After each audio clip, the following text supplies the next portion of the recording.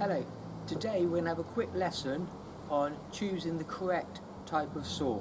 So I've got a variety laid out here in front of me with different materials and different types of wood as well. So all I want to do is give you a quick demonstration of how a particular saw will be better for different types of material. Therefore, when it comes to the challenge of you making your own projects, you'll be able to make a calculated choice on which saw you should use. First thing I'm going to do, get the bench hook we made previously. Let's put that in the vise. The first saw we're going to look at is a tenon saw. Before I start, just bring this picture of a saw over towards you. I've drawn the tenon saw there, but I've exaggerated the teeth. What I've tried to show you here is the main cutting action is going forwards. So you have a vertical front and then an angled backside to the blade. So it cuts as going forward and then it just releases the sawdust on its return. That is a standard tenon saw. As technology has evolved, we have saws like this one here, and the handsaw has a similar theory, where the teeth are a bit more complicated than that. What they've actually done is they've made the teeth double-sided, so actually the saw cuts both on the forward action and on the backward action.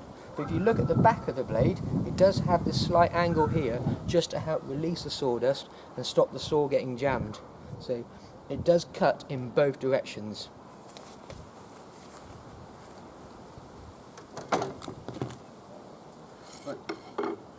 The difference between these two tenon saws is this one has got nice fine teeth and this one has got much larger teeth used for a thicker piece of wood. But if you've got a nice thin piece of wood where you want to make something nice and accurate, like some of you in year 5 have made your pencil box and your trays, accuracy is the key. And when you want accurate cuts, you want to go for a nice fine sized saw like this tenon saw here. So with all sawing, you generally want to drag the saw back 3 times, not 3 long strokes. That will then give you a nice little groove to then carry on sawing with. If you don't do that, if you start with a nice clean piece of wood and just try and saw, what tends to happen is the saw can stick into the wood and bounce around. And when that happens, the saw can jump onto your thumb, and I've seen plenty of times where children have cut their thumbs. So by creating a groove helps to keep the saw in one place. Once you've got your groove, you can move your thumb out of the way and then we can start sawing. When you are sawing, you want the saw, your hand, your elbow and your shoulder all in a nice straight line. So you'll notice I'm not standing in line with this saw cut. What I'm doing is standing side to side so my elbow can go past my body. And nice, steady, long strokes. I shouldn't be able to hear this sound. If I do, that is telling me that the person is generally using just the middle part of the saw and they're rushing. With most saws, when they're brand new, all of those teeth will be sharp all the way along there. But most people use that middle section. The tip, part of the time, the sharpest part of any older saw is always the part closest to the handle. So you want to utilise that fact by doing nice, steady, long strokes. And as long as you do nice, steady, long strokes, you should be able to cut through the wood nice and quickly. And as you can see, with the fine teeth, I've got a nice clean cut across that piece of wood. I'll just do the same demonstration with this saw with the bigger teeth, just so we can compare. And I'll do it at the other end, so we can have a look at the 2 different types. So I'm still going to drag the saw back 3 times.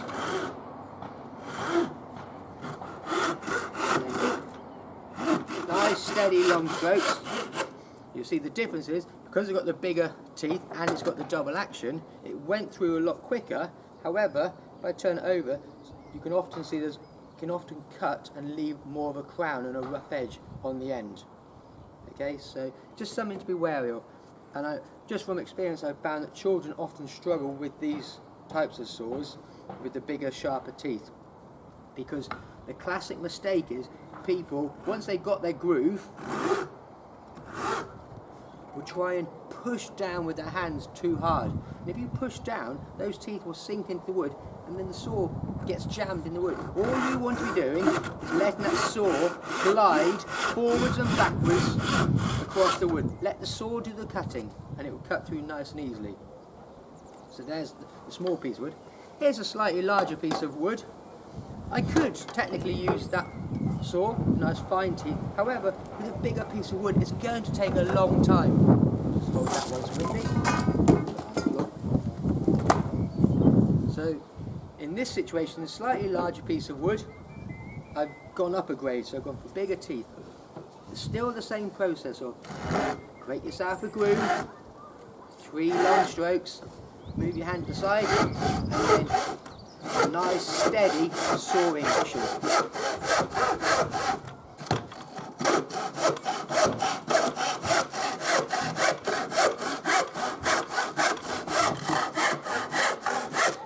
And there we go. Nice and easy. Once you start getting up to bigger piece of wood, say like this one, or even like a 4x2 or 3x2, that's when I would go up to a handsaw.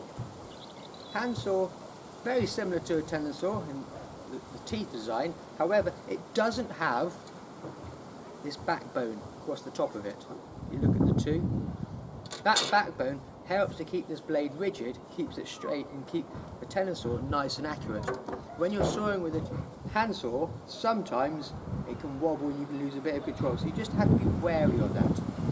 But in the same way we did with the tenon saw, you just drag the saw back, and then once you've got your nice groove created by your 3 long strokes, just gently start sawing through your piece of wood, big, long, steady strokes. You'll notice I've got the saw on a slight angle.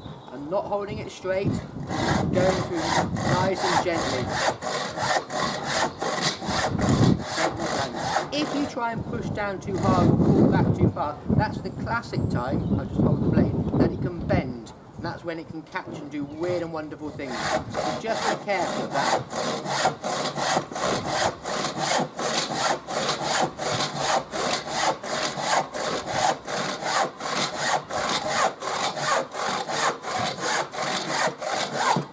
And there we go. One thing I always like to do is, when you buy a handsaw, they always come with a nice sheath. I'd always suggest you keep that, just helps protect the teeth. Because when you put it away on a shelf or in a cupboard, those teeth can get damaged just by the slightest little knock. So if you can keep this little cardboard sheath, it just helps protect the blade. Next saw I've got is a hacksaw. Hacksaw I would generally use for anything which is metal based. Okay, so whether it's a bar or a flat bar like this one. When you're using a hacksaw, just want to be a bit careful to start with, because when you're cutting metal, it can sometimes catch on the actual metal edges, so you just need to be careful of that. I'm going to put this one in the vise.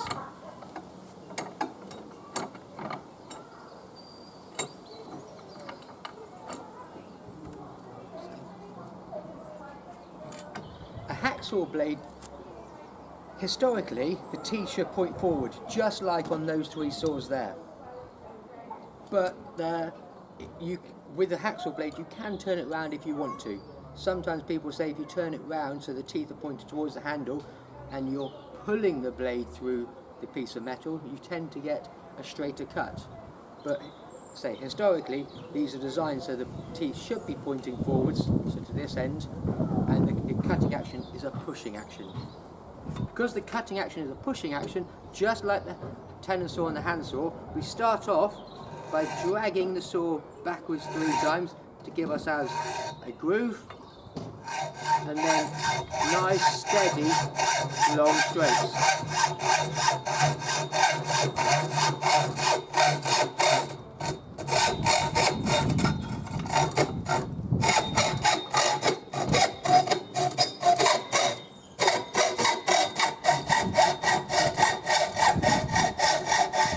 as you can see, when you're cutting a bar or a pipe with a hacksaw, what tends to happen is when you're going through that middle section, it tends to bite and catch on one of the edges of the pipe, and therefore can sometimes jam. So try not to push down too hard, and just let the saw cut through the pipe, like so. However, some of you might be looking at that your parents might have one of these. This is actually a special pipe cutter. If I just quickly demonstrate it, what you need to do is just pop it onto your pipe, and all you've got to do is turn. As you keep turning in the same direction, there's a very, very small blade in there which is sprung loaded, and it just applies a tiny bit of pressure and it just cuts through the pipe. The advantage of a pipe cutter is it's nice and quick, but also it leaves a smoother finish on the end. Whereas the bit that I sawed earlier, as you can see, I've got quite a big crown around the outside, which one can give you metal splinters, which is very painful. Also, you've then got to file it to smoothen it off. So if you've got a pipe cutter, that is always your #1 option for cutting this sort of material. The last saw I want to show you is a coping saw. With a coping saw, these are fantastic for drawing shapes. So if you notice carefully, if I bring it closer towards you, if you look closely, for a start the teeth are pointing towards the handle. It's a very, very thin blade, so if the teeth were pointing away from us, as we were sawing, that blade would tend to buckle. So that's why I put the teeth pointing towards the handle, so it's a pulling action with a coping saw. This becomes very useful for doing fancy shapes. So if I'm going to cut this piece of wood here, what I'm going to try and do is a little squiggle, like a snake, down the outside of this piece of wood. Normally I'd say saw close to the bench. What I'm going to do is put it slightly wider, just so it's easier for you to see on the camera.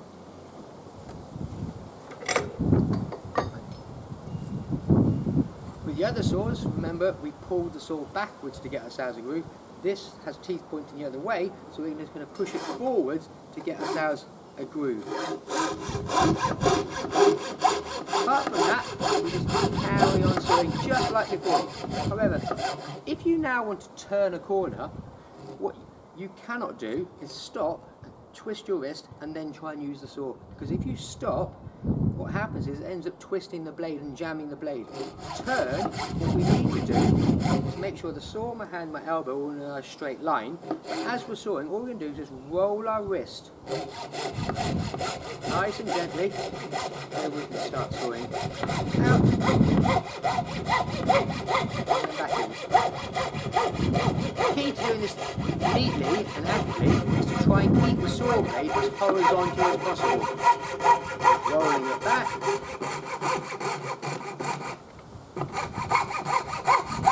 Take my time. Don't try and push down too hard, because it is only a very thin blade which will snap very easily. If at any time you need to stop and go off and do something, it's best not to leave one of these saws in the piece of wood or whatever you're cutting. So to take it out, don't just try and yank it out, just go saw it in the backward action. Even though there's no teeth there, just by doing the sawing action helps to release those teeth and helps it to work its way through the wood. What I'm going to do now is the clever trick of a coping saw is if we hold, come closer, if we hold this pin here and unscrew the handle, I can then turn the blade. So the blade is pointing downwards. I'm going to turn both of those pins, so I've just turned them both by 90 degrees. Now I'm going to hold that one pin again, tighten up the handle. The advantage of doing that is sometimes, let's say this piece of wood is quite a big, nice long sheet of wood, that frame would end up hitting the top of the wood. What I've done now is I've moved the frame outside, so now it's not going to get in the way.